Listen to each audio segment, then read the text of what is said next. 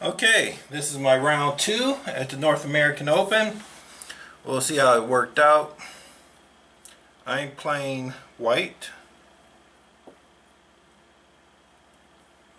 Sicilian defense. D6.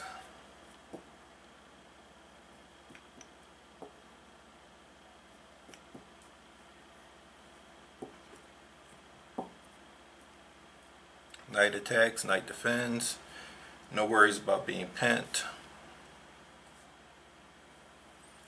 A6, that's a very common move in the main line of the Sicilian, which I should have studied, and I thought I had. That totally surprised me. I don't know why. When I used to play consistently, I would play against it all the time, but I haven't really looked at it in 20 years. And it took me by surprise. Now, pawn takes, knight plays in, attacking the queen, threatening over there, queen plays back, knight plays off. That's what I felt I should have done. What I actually did was, I guess it's not bad, but it's really not the way I wanted to play it. Breaks the pin because it leaves this knight here. I think that knight needs to be taken off. And if the queen is left here, then it's like black he loses a tempo. If I take off, the bishop comes here, I play in. Doesn't really have to move the bishop.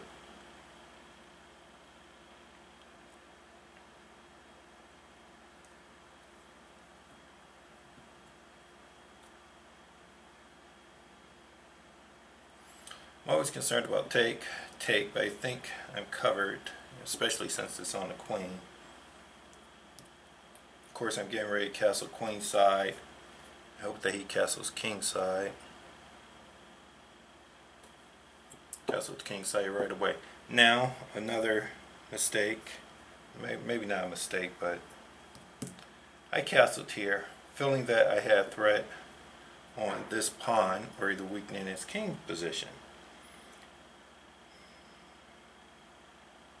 In hindsight, he has a defense to it. I didn't see the defense at the time. It's pretty simple. He just moves the knight over.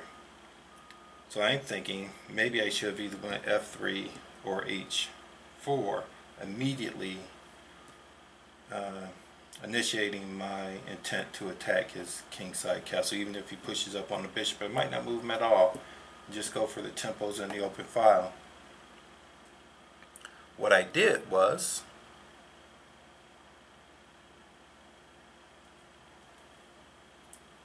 castled. Now there's a threat, small threat of winning this pawn. I knew I wasn't looking at the board very well when I did not see. Defends everything. If I take, he just takes back with the knight. Really doesn't hamper the bishop because he's coming to b5 and then play bishop to b7.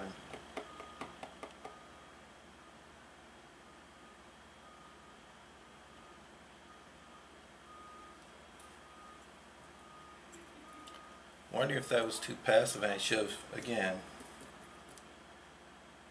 shown my intent to attack the king side. But I did not want to start something then have to worry about the queen being pinned to the king.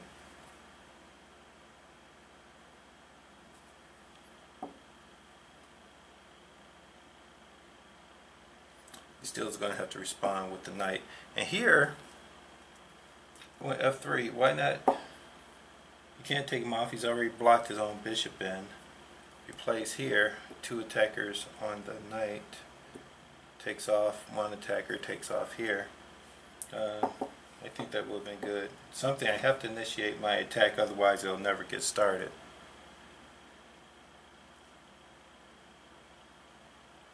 Then I came up with this brilliant move. I mean, it blocks off the pieces I had focused on d5.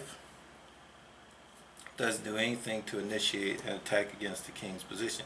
Why did I do it? Because I felt that later in the game, when I started shifting my pieces to the king's side, he's going to try to attack c2, and the bishop be there, making c2 solid as well as making e4 solid. Oh, I'm sorry, I missed a move for black. b5, okay. So I'm thinking he's going to push this knight off and want protection for here. But I could have just moved up here. I would have my protection. Still have pieces focused on d5. So that, I felt that was really bad.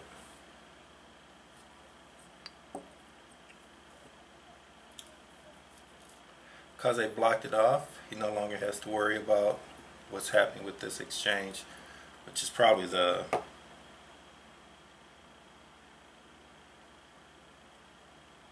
most important element of all, is they no longer had to worry about this, and that released his pieces for development.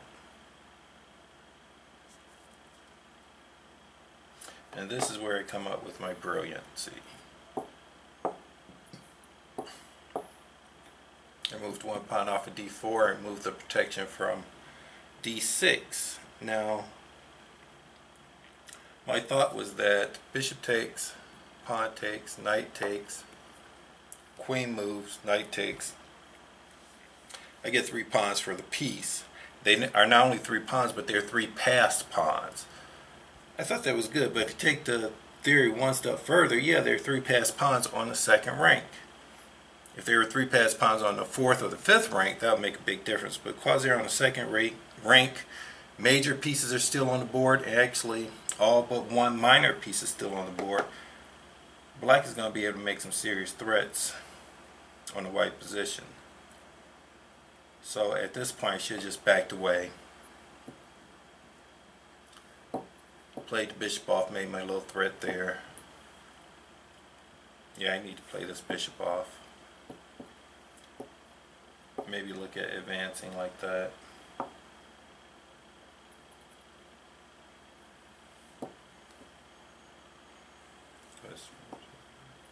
Play bishop off, look at advancing there. Because my pawns, all they have to do is get rolling. Once I commit to this. Now, other reason I committed to it, I thought there were so many tactics in here that my opponent might slip up. But I also, at the same time, knew that he didn't have to play into the tactic. Now, even more importantly, I missed queen c7. I just totally missed that, and that causes me problems. I thought that wherever you move the queen, I'd be able to take with my queen, or I could take with the knight. Well, if I take with the queen here, he takes off the knight. And that's the loss of a piece.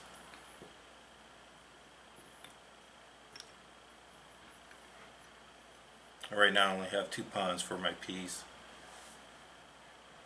So I had to think deeper, and I figured I could still take it. Now I have 3 pawns for the piece, and he played the sequence that I thought he would. He pinned the knight. I'd play b4, gain out of the pin, because I have 2 pieces protecting. He has 2 attacking, so he needs a 3rd attacker, and he put a 3rd attacker on it. Not only attacking my knight, but also pinning it to the queen.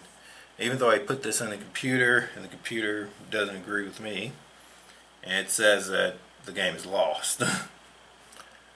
I played knight to f5. Bishop takes queen, rook takes check, bishop plays back, knight takes check, king goes over, checkmate. But he does not have to take, he can take off the knight with the bishop. And I should have assumed that he was going to do that. I take off the bishop with my queen.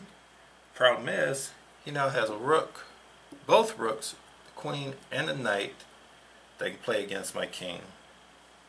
And once this queen moves away, there's no one in front of the king except the knight. My option that I felt I should have went for that would have given me better chances was to take off the bishop with the knight, rook takes, well actually bishop takes with the knight, if bishop takes here, check, same thing happens, he gets mated. If I take here, he takes off here, I take off, he takes off here, he's threatening the c2 pawn. The difference is he has the bishop, a rook, and a queen attacking the king. I have a knight, and I will still have a queen nearby and a rook nearby. But one pair of the rooks will be off the board. He still has plenty of threats, but with the queen on the second rank, I'll just have to push up a pawn to protect the next pawn.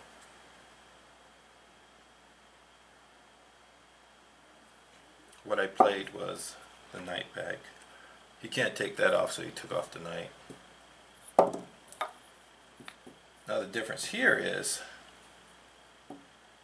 oh, okay. Oh. Now that I think about it, I could have taken off a pair of those rooks and captured this bishop here. I probably should have done that. But in any case, instead of taking off the pair of rooks, which would be to his disadvantage, he can use this rook to aid in the attack, whereas my second rook is out of no man's land. He's attacking here. I gotta come up with something.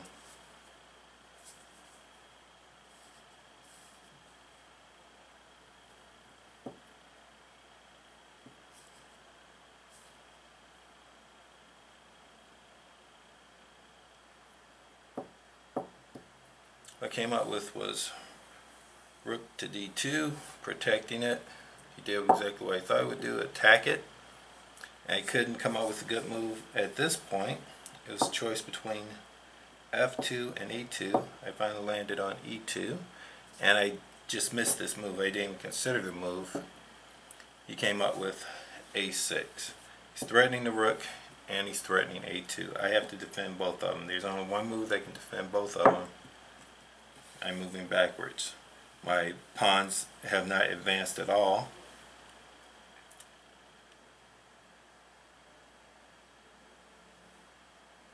So I move back to c1.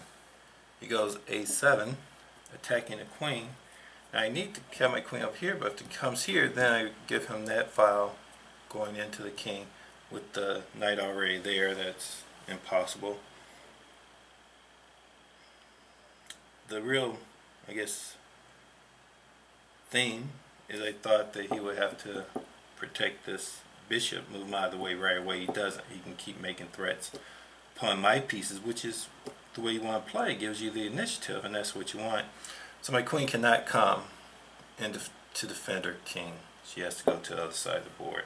I don't have any other pieces to make threats against his king.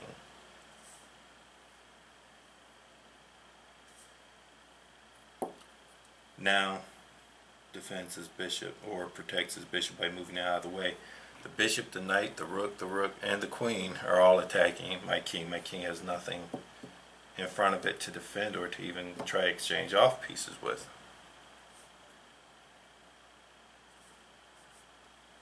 And now was the total blunder. I didn't even think about it. I just saw that I could exchange off his rooks on d6. I said, well, he can't do anything here. If he tries here, tries to sacrifice here, he'll get exchanged off here. And as far as my analysis went, and it only took like 30 seconds, I made this move. We get this deep in the game with pieces attacking from everywhere. It requires more than 30 seconds. What I thought was, I move here, he'll block it with the pawn push, or he'll play the rook back. What he actually did, I'll give you a couple of seconds because it's a real game. Can you find it? Okay, that's enough time. Check. It comes with check, which forces I only have one move, or I can take him. That's the extent of my options, either move or take. If I take with the second rank rook, check. It was a discovered attack against my a pawn, which I didn't recognize because I never even considered it. Check, I move over, check, move back, checkmate. So I can't take here. Taking there means the same thing. Other options, I just move over. take back, take, checkmate, take, back up, take.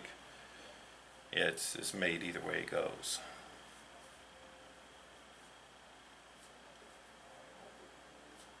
If you want to be really cute with, no, don't be cute. Okay, so that was my round 2. Major mistakes there is I stopped thinking towards the end of the game. That never helps. And it was a bad strategy going for 3 pawns against the bishop. It was good. 3 pawns against the bishop. Seeing that there were 3 connected passed pawns is good if you mobilize passed pawns. The pawns still being on second rank with so many major pieces and minor pieces still on the board, it's going to be hard, if not impossible, to mobilize those pawns because your opponent can constantly make threats with his pieces. If he could not have made any threats, which was another reason why I thought it was a good idea, because after everything was said and done, I felt I still had the initiative. Well, the initiative got wrestled away real quick. Okay, game 2. We'll look forward to game 3.